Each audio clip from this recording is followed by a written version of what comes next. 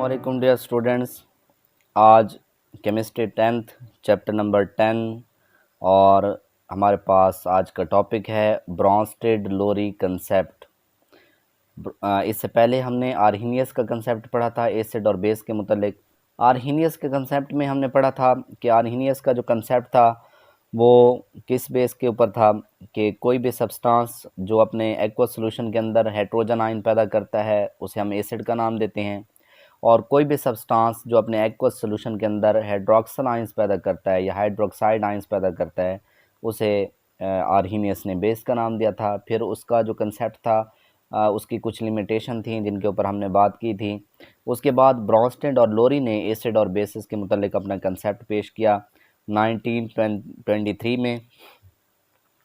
ये जो ब्रॉन्स्टेड था ये एक डेनिश केमिस्ट था, डेनमार्क का रहने वाला था, जबकि लोरी जो है ये एक इंग्लिश केमिस्ट था। इन दोनों ने एसिड और बेस के मुतालिक कंसेप्ट पेश किया। इनका कंसेप्ट क्या है?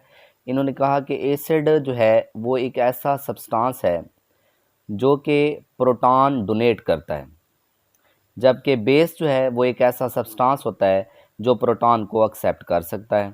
यानी कि दूसरे अल्फाज में इनका एसिड और बेस का जो कंसेप्ट है वो किसकी बेस पर होता है? Proton transfer. प्रोटॉन से मुराद यहाँ पर क्या होता है? H positive. अब सबसे पहले हम प्रोटॉन के मुतालिक पढ़ लेते हैं कि ये प्रोटॉन क्या होता है। देखें जी, हाइड्रोजन का जो एटम है हमने पढ़ा हुआ है कि उसका एटॉमिक नंबर 1 है, ये उसका न्यूक्लियस है। न्यूक्लियस के अंदर प्रोटॉन और न्यूट्रॉन होते हैं। एटॉमिक नंबर हाइड्रोजन का 1 है, तो इसका मतलब है कि एटॉमिक नंबर 1 होने का मतलब प्रोटॉन की तादाद का 1 होना है। ठीक है, क्योंकि एटॉमिक नंबर प्रोटॉन्स की तादाद होती है तो हाइड्रोजन जो है उसके एक एटम के अंदर 1 प्रोटॉन है और न्यूट्रॉन इसमें कोई नहीं है। और जितने प्रोटॉन होते हैं एटम के अंदर उतने ही इलेक्ट्रॉन होते हैं, तो 1 प्रोटॉन है तो इसका मतलब है इलेक्ट्रॉन भी क्या होगा? 1 होगा। अब जब हाइड्रोजन जो है उसमें से ये इसका वैलेंस इलेक्ट्रॉन निकल जाता है, ठीक है। अब इलेक्ट्रॉन निकलने के बाद, ठीक है, जो हाइड्रोजन का न्यूक्लियस है उसके अंदर क्या रह जाता है? सिर्फ एक प्रोटॉन। प्रोटॉन जो है ये किस चार्ज का हामिल होता है? पॉजिटिव चार्ज का हामिल होता है। अब इस हाइड्रोजन एटम के अंदर इलेक्ट्रॉन के अखराज के बाद सिर्फ प्रोटॉन बाकी है और प्रोटॉन जो है वो पॉजिटिव चार्ज का हामिल है, इसलिए हाइड्रोजन यानी कि H प्लस जो है इसको हम क्या नाम देते हैं? प्रोटॉन। तो ये जो ब्रॉन्स्टेड-लोरी का कंसेप्ट था ये भी इसी प्रोटॉन ट्रांसफ़र यानी कि H प्लस आयंस जो हैं इनके ट्रांसफ़र की बुनियाद पर था। अब हमारे पास कुछ एग्जांपल हैं, उनकी मदद से हम समझने की कोशिश करते हैं, लेकिन एक बार फिर से हम ज़रा डेफिनेशन के ऊपर गौर कर लेते हैं कि एसिड क्या होता है। देखें, एसिड जो है वो लिखते हैं कि acid is a substance. Substance से मुराद वो मॉलिक्यूल भी हो सकता है या आयन भी हो सकता है, that can donate a proton to another substance, कि जो किसी दूसरे सब्सटेंस को प्रोटॉन डोनेट कर सकता है। जबकि बेस क्या होता है? बेस एक ऐसा सब्सटेंस है that can accept a proton, जो कि एक प्रोटॉन जो है उसको कबूल कर सकता है। अब देखें, हमारे पास यहाँ पर एक एग्जांपल है बुक के अंदर, HCl और NH3 जो हैं इनके दरमियान जब केमिकल रिएक्शन होता है तो ये जो रिएक्शन है ये एक रिवर्सिबल रिएक्शन है। ये आपको जो साइन नज़र आ रहा है ये रिवर्सिबल रिएक्शन का साइन है, और रिवर्सिबल रिएक्शन के मुतालिक आप पढ़ चुके हैं पहले चैप्टर में कि ऐसे रिएक्शन जिनमें रिएक्टेंट्स प्रोडक्ट्स में एक बार तब्दील होते हैं तो प्रोडक्ट्स जो हैं वो दोबारा रिएक्टेंट्स के अंदर तब्दील हो जाते हैं। तो यहाँ पर हमारे पास ये केमिकल रिएक्शन है HCl plus NH3 arrow sign gives us NH4 plus plus Cl negative.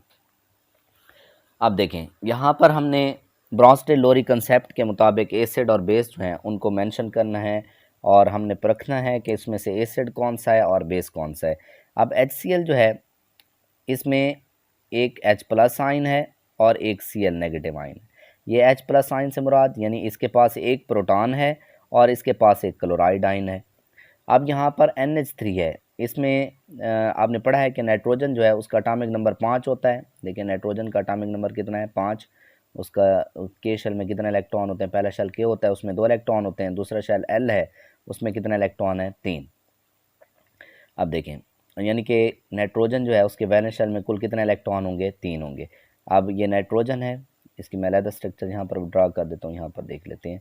ये नाइट्रोजन है, इसके पास 3 इलेक्ट्रॉन है, इसके पास एक लोन पेयर होता है और 3 जो हैं वो इसके पास अनपेयर इलेक्ट्रॉन होते हैं। अब क्या होता है कि नाइट्रोजन जो है वो कितने हाइड्रोजन के साथ रिएक्शन कर रहा है, 3 हाइड्रोजन के साथ। हर हाइड्रोजन के पास वैलेंस शेल में एक इलेक्ट्रॉन है। अब हाइड्रोजन ने अपना एक एक इलेक्ट्रॉन नाइट्रोजन के एक एक इलेक्ट्रॉन के साथ शेयर कर लिया है, इससे इनका क्या हो चुका है, डुप्लेट मुकम्मल हो चुका है। अब क्या होगा कि नाइट्रोजन जो है उसका डुप्लेट मुकम्मल होने के बावजूद उसके पास अभी भी एक लोन पेयर मौजूद है। अब यहाँ पर यूँ समझ लें ये लोन पेयर है। अब जब ये H+ और Cl- अलग अलग होंगे इस रिएक्शन के नतीजे में, तो H+ जो है, अब इसने अगर अपना डुप्लेट मुकम्मल करना है तो इसको कितने इलेक्ट्रॉन की ज़रूरत होगी, 2 इलेक्ट्रॉन की। अब ये इसकी नज़र जो है वो नाइट्रोजन के ऊपर जाएगी, नाइट्रोजन के पास लोन पेयर है, यानी कि कितने इलेक्ट्रॉन हैं, 2। तो हाइड्रोजन क्या करेगा, नाइट्रोजन के पास आकर उससे उसका ये लोन पेयर लेगा और ख़ुद उसके साथ क्या हो जाएगा, अटैच हो जाएगा, उसके साथ जुड़ जाएगा। बदले में ये नाइट्रोजन को क्या देगा, इसके पास जो पॉजिटिव चार्ज होगा वो किसकी तरफ मुंतकिल हो जाएगा, नाइट्रोजन की तरफ। तो अब ये जो कंपाउंड है इसको हम क्या नाम देंगे, NH4। ये इसको अमोनिया कहा जाता है। अब ये किस में कन्वर्ट हो चुका है, अमोनियम के अंदर। और ये वो पॉजिटिव चार्ज है, ये असल में ये पॉजिटिव चार्ज नाइट्रोजन के ऊपर है। जो हाइड्रोजन जो है, यानी कि वो सॉरी हाइड्रोजन तो नहीं कह सकते, प्रोटॉन जो है, वो प्रोटॉन जो है जब इसके साथ आकर जुड़ा तो इसने अपना लोन पेयर इसको दिया और बदले में हाइड्रोजन ने इसको क्या दे दिया, ये पॉजिटिव चार्ज, ये वो पॉजिटिव चार्ज है। और यहाँ से चूँकि प्रोटॉन निकल गया, बाकी क्या बच गया, Cl-। अब अगर थोड़ा सा हम रिएक्शन जो है उसको गौर से देखें तो इसमें HCl जो है ये अपना ये प्रोटॉन किसको दे रहा है, NH3 को। तो ब्रॉन्स्टेड लोरी के कंसेप्ट के मुताबिक HCl जो है ये क्या होगा, एक एसिड, और NH3 जो है ये क्या होगा, बेस। क्योंकि HCl ने अपना प्रोटॉन दिया, इसने डोनेट किया, तो प्रोटॉन डोनर जो है वो एसिड होता है, जबकि NH3 ने HCl से प्रोटॉन लिया, प्रोटॉन एक्सेप्टर जो है वो क्या होता है, ब्रॉन्स्टेड लोरी के मुताबिक बेस होता है। इस तरह हमारे पास एक और एग्जांपल है, जैसे फॉर एग्जांपल HCl जो है ये रिएक्शन कर रहा है H2O के साथ। अब इस रिएक्शन के नतीजे में हमारे पास हाइड्रोनियम आयन पैदा हो रहे हैं और साथ में क्लोराइड आयन पैदा हो रहा है। अब ये रिएक्शन किस तरह से प्रोसीड होता है, अब जब ये दोनों आपस में रिएक्शन करते हैं तो अब ये HCl जो है इसमें एक प्रोटॉन है H+ और एक इसके पास क्लोराइड आयन है Cl-। इधर पानी का स्ट्रक्चर है H2O। ऑक्सीजन जो है इसके पास 2 लोन पेयर हैं, 2 अनपेयर। अब इसमें से एक अनपेयर इलेक्ट्रॉन इसने एक हाइड्रोजन के साथ और दूसरा अनपेयर इलेक्ट्रॉन इसने दूसरे हाइड्रोजन के साथ शेयर कर रखा है। अभी भी इसके पास 2 लोन पेयर ऑक्सीजन के पास मौजूद हैं। अब जब ये अलग अलग होते हैं, ठीक है, रिएक्शन के नतीजे में, तो ये जो प्रोटॉन है इसको 2 इलेक्ट्रॉन की कमी का सामना होता है, तो इसकी नज़र सीधे ऑक्सीजन के ऊपर जाती है। अब ऑक्सीजन के पास ये 2 लोन पेयर हैं, लेकिन इसको कितने टोटल इलेक्ट्रॉन की ज़रूरत है, 2। तो ये क्या करता है, ये जाकर इस पानी के अंदर जो ऑक्सीजन है ये उससे ये लोन पेयर एक्सेप्ट कर लेता है, उससे कबूल करता है लोन पेयर और उसके साथ जुड़ जाता है और अपना पॉजिटिव चार्ज किसको दे देता है, ऑक्सीजन को दे देता है। ठीक है, अब जब ऐसा होता है तो इसके इसके नतीजे में ये अब प्रोटॉन यहाँ से निकल गया है। ठीक है, अब ये HCl जो है इसने अपना प्रोटॉन दे दिया है, यहाँ से दे दिया है, किसको दिया है, H2O को। ठीक है, तो अब H2O को जब प्रोटॉन मिलेगा, ठीक है, तो उसके नतीजे में क्या पैदा होगा, H3O पॉजिटिव, H3O पॉजिटिव। ठीक है, ये पहले H2O था, ये तीसरा हाइड्रोजन जो है ये वो प्रोटॉन है जो इसके साथ आकर जुड़ा, और ये पॉजिटिव चार्ज जो है ये इस प्रोटॉन का था जो ऑक्सीजन के ऊपर मुंतकिल हो चुका है। ये हाइड्रोनियम आयन है और ये क्या है, क्लोराइड आयन। आप देखें HCl जो है वो एक ऐसा सब्सटेंस है जो क्या कर रहा है कि अपना प्रोटॉन डोनेट कर रहा है, किसको डोनेट कर रहा है, H2O को। यानी H2O जो है ये प्रोटॉन जो है उसको क्या कर रहा है, एक्सेप्ट कर रहा है, कबूल कर रहा है। तो HCl जो है ये प्रोटॉन डोनर है और ब्रॉन्स्टेड लोरी के मुताबिक हम इसे क्या नाम देते हैं, एसिड का। और H2O जो है ये प्रोटॉन कबूल करने वाला है, इसलिए इसको हम क्या नाम देते हैं, बेस का नाम देते हैं। तो उम्मीद है आपको ये एग्जांपल जो है अच्छे तरीके से समझ आ गई होंगी। इस तरह और भी आप एग्जांपल यहाँ पर ऐड कर सकते हैं, जैसे फॉर एग्जांपल हमारे पास है एसिटिक एसिड CH3COOH। अब जब ये रिएक्शन करता है वाटर के साथ, अब यहाँ पर क्या होता है कि रिएक्शन के नतीजे में यहाँ से ये वाला जो प्रोटॉन है ये यहाँ से चला जाता है, ये ऑक्सीजन के साथ जाकर जुड़ जाता है, इसके नतीजे में हाइड्रोनियम आयन बनते हैं। क्या लिखे पड़े, कॉल नहीं होगी। अब यहाँ पर क्या होगा, इस सेक्शन में ये हाइड्रोनियम आयन पैदा हो चुका है कि ये एसिटिक एसिड जो है इसने अपना प्रोटॉन ऑक्सीजन को दे दिया है, ऑक्सीजन ने प्रोटॉन कबूल किया, यानी कि H2O का मालिक्यूल जो है इसने ये प्रोटॉन कबूल किया और ये हाइड्रोनियम आयन में चला गया और इधर से हमारे पास एसिटेट आयन पैदा होंगे CH3CO नेगेटिव। अब देखें ये जो एसिटिक एसिड है ये प्रोटॉन डोनेट कर रहा है किसको, H2O को, ये प्रोटॉन डोनर है इसलिए इसको हम क्या नाम देंगे, एसिड, और H2O जो है ये प्रोटॉन को एक्सेप्ट कर रहा है इसलिए ये क्या होगा, बेस होगा। अच्छा, अब थोड़ा सा हम दोबारा डेफिनेशन की तरफ आते हैं। हमने कहा था कि एसिड या बेस जो हैं ये वो सब्सटेंस होते हैं, सब्सटेंस में हमने लिखा मालिक्यूल या आयन, और ये जो एग्जांपल हैं, ये एग्जांपल जो हमने पढ़ी है इसमें हमने जो कुछ भी डिस्कस किया ये मालिक्यूल थे, ये HCl भी मालिक्यूल है, NH3 HCl H2O ये सारे मालिक्यूल हैं। इसमें हमने ये देखा कि मालिक्यूल जो हैं वो किस तरह प्रोटॉन डोनेट करते हैं या मालिक्यूल किस तरह प्रोटॉन जो हैं उनको एक्सेप्ट करते हैं और उनको फिर हम एसिड और बेस का नाम देते हैं ब्रॉन्स्टेड-लोरी के मुताबिक।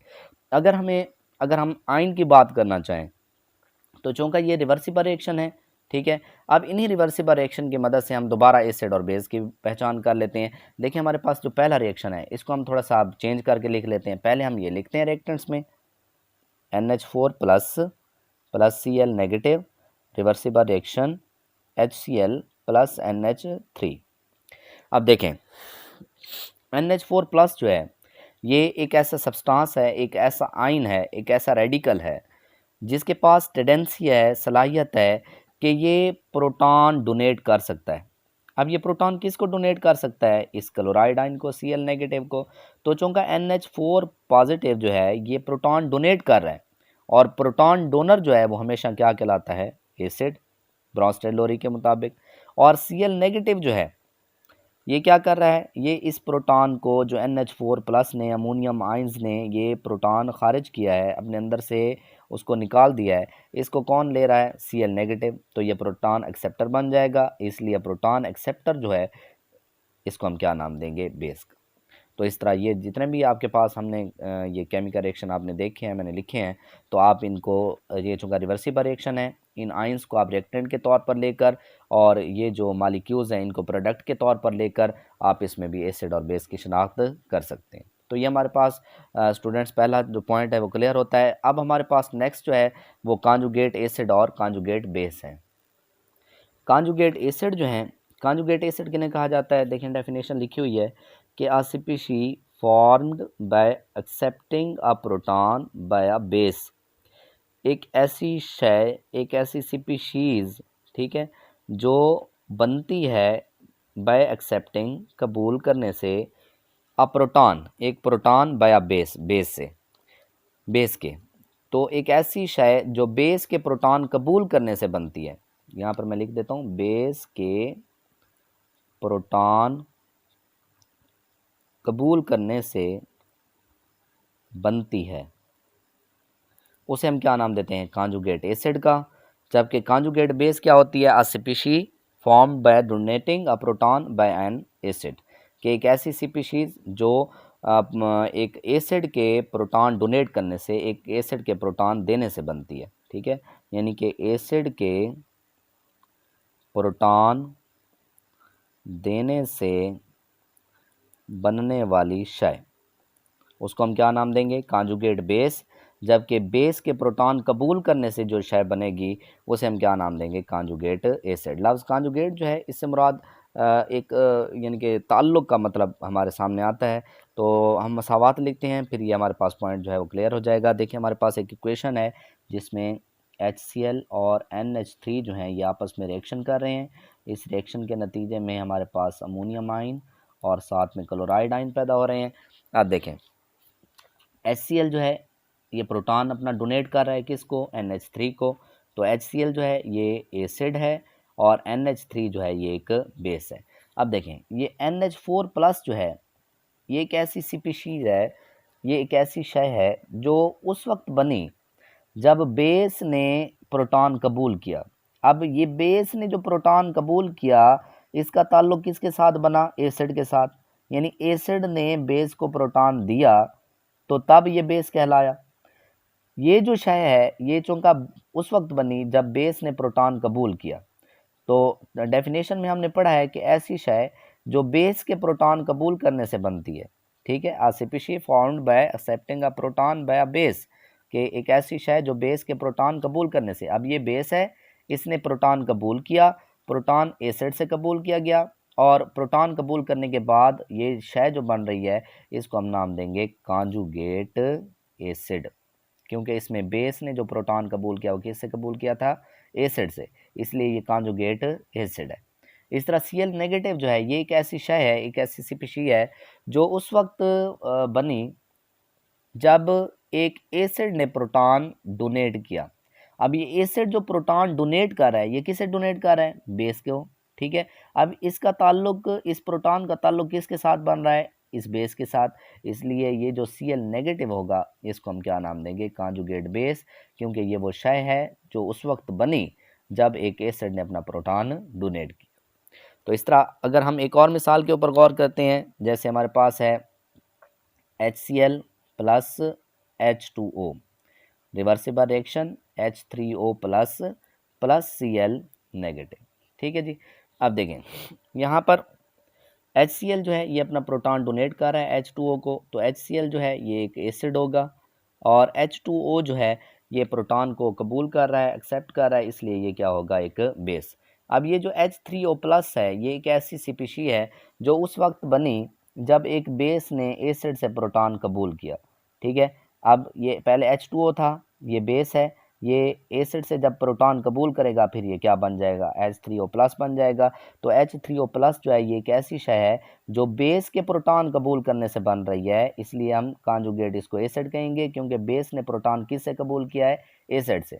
इस तरह Cl नेगेटिव जो है ये एक ऐसी शय है जो उस वक्त बनी जब एसिड ने प्रोटॉन दिया। अब एसिड किसको प्रोटॉन दे रहा है, बेस को, इसलिए हम इसको क्या नाम देंगे, कॉन्जुगेट बेस का नाम। इसके अलावा यहाँ पर हमारे पास एक और पॉइंट है, और वो हमारे पास जो पॉइंट है वो है एम्फोटेरिक। एम्फोटेरिक क्या होता है, देखें जी, कुछ ऐसे सब्सटेंस हैं, कुछ ऐसी स्पीशीज़ हैं जो एसिड के तौर पर भी रिएक्ट कर सकती हैं और बेस के तौर पर भी रिएक्ट कर सकती हैं, यानी एक ही वक्त में वो प्रोटॉन एक्सेप्ट भी कर सकती हैं, ठीक है जी, और प्रोटॉन डोनेट भी कर सकती हैं एक ही वक्त में। ठीक है, तो ऐसी स्पीशीज़ को, ऐसी अशिया को, ऐसे सब्सटेंस को जो कि एसिड और बेस दोनों के तौर पर बिहेव कर सकते हैं, उन्हें हम क्या नाम देते हैं, एम्फोटेरिक। जैसे हमारे पास एग्जांपल है वाटर की, H2O की। H2O जो है ये एक एम्फोटेरिक है। कैसे एम्फोटेरिक है, दो मसावातें हैं हमारे पास, उनकी मदद से हम देखेंगे कि एक मसावात में H2O जो है ये एसिड के तौर पर एक्ट करेगा, और दूसरी जो मसावात है उसमें H2O एक बेस के तौर पर एक्शन करेगा। देखें, एक हमारे पास इक्वेशन है H2O जिसमें ये रिएक्शन कर रहा है NH3 यानी अमोनिया के साथ। इस रिएक्शन के नतीजे में अमोनियम आयन यानी कि NH4 प्लस और हाइड्रोक्साइड आयन यानी कि OH नेगेटिव आयन्स पैदा हो रहे हैं। अब थोड़ा सा अगर हम स्टूडेंट्स इस बात को समझें तो यहाँ पर आप देखें कि H2O जो है ये एक ऐसा सब्सटेंस है जो अपना प्रोटॉन किसको दे रहा है, NH3 को। अब चूँकि H2O प्रोटॉन दे रहा है और ब्रॉन्स्टेड लोरी के मुताबिक ये क्या होगा, प्रोटॉन डोनर, और प्रोटॉन डोनर जो है उसको हम क्या कहेंगे, एसिड। इस तरह NH3 जो है ये चूँकि H2O से प्रोटॉन ले रही है, इसलिए ये क्या होगी, एक बेस होगी। तो यहाँ पर H2O जो है वो किसके तौर पर एक्शन कर रहा है, एसिड के तौर पर। अब एक और मसावात है, जैसे HCl plus H2O, reversible reaction H3O plus plus Cl negative. अब देखें इस रिएक्शन में हाइड्रोक्लोरिक एसिड और पानी का रिएक्शन हुआ है, उसके नतीजे में हाइड्रोनियम आयन और क्लोराइड आयन पैदा हुए हैं। अगर हम इसको थोड़ा सा गौर से देखें तो यहाँ पर HCl जो है ये अपना प्रोटॉन जो है वो किसको डोनेट कर रहा है, H2O को। तो HCl जो है ये क्या होगा, एसिड होगा, जबकि H2O जो है इसने HCl से प्रोटॉन एक्सेप्ट किया है, तो इसका मतलब है ये क्या होगा, एक बेस होगा। अब देखें ऊपर वाले रिएक्शन में HCl एक एसिड है और यहाँ पर इस रिएक्शन में H2O जो है वो बेस है। इसका मतलब है H2O जो है ये एसिड और बेस दोनों के तौर पर बिहेव कर सकता है, और ऐसे सब्सटेंस जो एसिड और बेस दोनों के तौर पर बिहेव करते हैं उन्हें हम क्या नाम देते हैं, उन्हें हम नाम देते हैं एम्फोटेरिक। तो ये एम्फोटेरिक है। डियर स्टूडेंट्स, आखिरी हमारे पास पॉइंट है इस कंसेप्ट की लिमिटेशंस। ये जो कंसेप्ट था इसको भी रद्द कर दिया गया, इसको रिजेक्ट कर दिया गया। उसकी एक ही वजह है, एक ही हमारे पास पॉइंट सामने आता है कि इसकी वो कौन सी वजह थी, वो कौन सा पॉइंट था जिसकी वजह से ब्रॉन्स्टन लोरी कंसेप्ट जो है उसको रिजेक्ट किया गया। देखें जी, बहुत सारे सब्सटेंस ऐसे हैं जो कि प्रोटॉन ना तो डोनेट करते हैं, यानी ना तो वो प्रोटॉन डोनर हैं और ना ही वो प्रोटॉन एक्सेप्ट करते हैं, यानी कि वो ना ही प्रोटॉन एक्सेप्टर हैं। लेकिन उसके बावजूद वो एसिड और बेस हैं। जैसे फॉर एग्जांपल हमारे पास SO3 है, सल्फ़र ट्राईऑक्साइड। तो SO3 जो है, अब ये एक एसिड है, हालांकि आपको इसमें कहीं पर भी हाइड्रोजन नज़र नहीं आ रही, प्रोटॉन नहीं है, इसमें कोई H+ नहीं है, लेकिन उसके बावजूद ये एसिड है। इस तरह अगर हम CaO को देखें, कैल्शियम ऑक्साइड को, कैल्शियम ऑक्साइड जो है ये प्रोटॉन जो है उसको एक्सेप्ट नहीं कर सकता, इसके पॉसिबिलिटी नहीं है, लेकिन उसके बावजूद ये क्या है, बेस है। ठीक है।